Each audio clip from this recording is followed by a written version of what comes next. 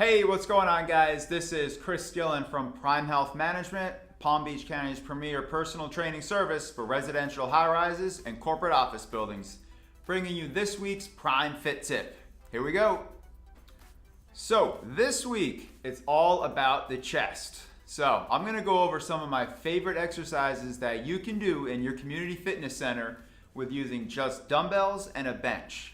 Now, as I talked about in my previous video, if you don't have a bench or dumbbells in your community fitness center, definitely try talking to your property manager to see if they can acquire some of these staple pieces of equipment. All right, let's get into the exercises. Okay guys, so before we get into the actual exercises, I wanted to go ahead and demonstrate what a quote-unquote bad pressing form looks like. So as you can see, look at my shoulders right there. It almost looks like I'm trying to push that weight away from my body. And when I do that, my shoulder blades actually come up off the bench. Now I'm gonna go ahead and readjust right there. I'm gonna pinch my shoulder blades together, and then I'm gonna go through the movement. I always coach my clients, and if you can visualize it, you wanna picture yourself pushing your back into the bench versus pushing the weight away from you.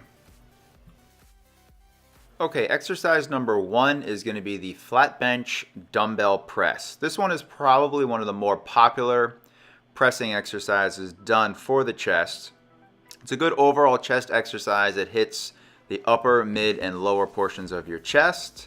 Just make sure as you press that weight, those shoulder blades stay pinched together. Okay, exercise number 2, we're going to be going into the flat bench neutral grip press. Notice my palms are facing each other. As I bring the weight down, my elbows stay nice and close to my sides. This exercise will actually hit a little bit more of your tricep, which is the back of the arm, so it's a good alternative to the standard dumbbell press. Next exercise, we're going to be going into a flat bench dumbbell fly. Now, I urge you to go a little bit lighter in the fly as opposed to your press, just because it can put a little bit more strain or stress on the shoulder joint. So be careful as you're going down. I always like to have a slight bend to my elbow just to take a little bit of torque off the shoulder itself. Exercise number 4, I'm going to show you how to perform a flat bench dumbbell squeeze press. Now this one's a little bit more tricky. So it's basically a standard neutral grip press, but this time if you notice I'm actually pushing the weight together to get a little bit more activation in my chest as I go up and down.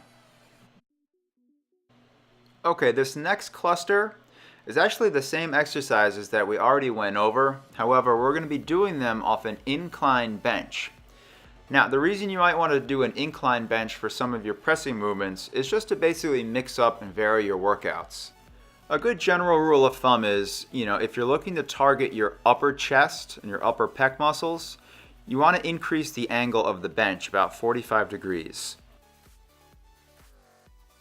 Now, I definitely don't favor the incline bench or the flat bench over one or the other. I both think they're fine for most people.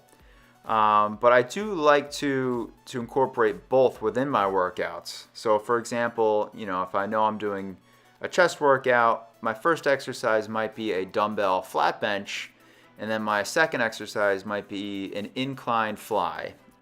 It's just a good way to add a little variation to your workouts.